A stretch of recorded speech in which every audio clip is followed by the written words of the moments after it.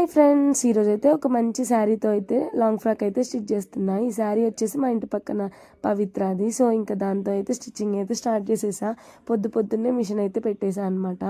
So ఇంకా ఈ శారీ ఏంటంటే టూ సైడ్స్ బార్డర్స్ వస్తాయి కదా, ఆ బార్డర్ అనేది అయితే కింద సైడ్ జాయిన్ చేస్తున్నా అనమాట. పైన సైడ్ కట్ చేసిన బార్డర్ని తీసేసి కింద సైడ్ అయితే జాయిన్ చేస్తున్నా. ఇలా జాయిన్ చేయడం వల్ల లాంగ్ ఫ్రాక్ అనేది లాంగ్ లెంత్ వస్తుంది అనమాట. అండ్ చూడ్డానికి కూడా మంచిగా అనిపిస్తుంది. ఈరోజైతే హాలిడే కాబట్టి కొంచెం లేట్గా లేసాను అనమాట. ఇంకా లేవగానే పిల్లలకి హాలిడే కదా, వంట ఇవన్నీ పనులు ఏమి ఉండవు. సో ఇంకా పొద్దున్నే మిషన్ అయితే స్టార్ట్ చేసేసా. న్యూ ఇయర్కి వేసుకుంటా కానీ ముందు ఎప్పుడో ఇచ్చింది, నాకే కుదరక లేట్ చేస్తూ ఉన్నా అనమాట. సో ఇంకా ఎలా అయినా ఈరోజు కుట్టాల్సిందే అనేది అయితే స్టార్ట్ చేసేసా. అండ్ లాంగ్ ఫ్రాక్ స్టిచ్ చేసేటప్పుడు ఈ కుర్చీల దగ్గర చాలా జాగ్రత్తగా ఉండాలి.